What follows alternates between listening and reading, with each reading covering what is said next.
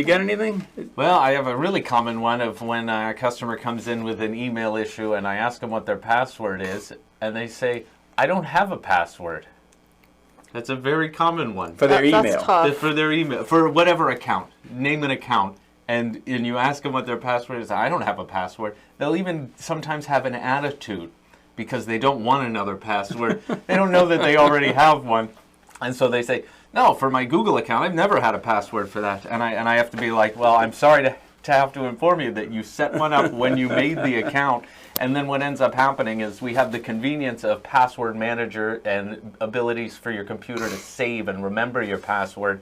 And if you do that for long enough, eventually you don't think there is a password because you never have the prompt pop up. And so people have been using their email for 10 years or so without ever being asked for the password. And so they just assume they don't have one.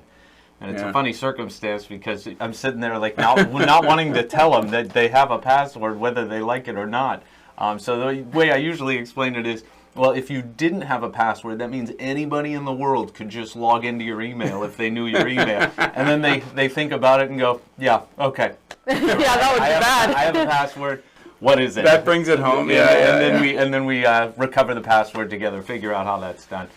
So if you don't think you have a password, if you don't think you have a password for an account, definitely dig in, do some research.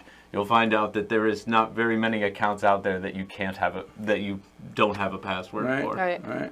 No, and sometimes a lot of work is just figuring out what your password is, and if you can't find it or find a place to store it safely, changing the password to something you know, and then making sure everything's working again with that. And then make sure you write a date next to the changed password. If you have a password book where you're handwriting stuff, oh, that's I've seen a good that help idea. a lot of people, because if they just have Apple password and then one and then another one and then another one and it's all in the same one, and then the next page has another Apple password listing. Yes, You're I've sitting seen there many trying of all those those. password books that are a bunch of passwords written down and scratched out, but there's like 20 places where it says Apple and Gmail, and there's no way to make sense of it after 30 years of updating passwords on the same sheet. Or every time they use the word latest, the latest one. This is the new latest one. Right. The new latest. The latest one. We recommend the date for sure. That'll make it a lot easier, even if you have multiples of the same password on a page. That narrows it down pretty quickly. Yeah.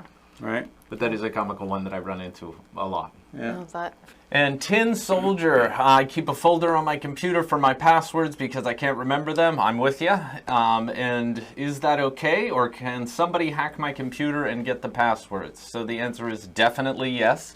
One of the things you can do to prevent that a little bit more is depending on what operating system you're in, you can put a password on that folder. Yeah. So you can make it so, I mean, unfortunately, I'm creating another password for you. And if you can't remember that one, then you're locked out of all your passwords. But you can put a password on a folder or encrypt it in order to protect someone, even if they were able to get that file, from being able to open it and look at all the passwords. One of my biggest suggestions is I do something similar, but keep it on a flash drive so that it's not accessible in the computer at all points in time. That was just one more disconnect you could add to it that would make it more secure.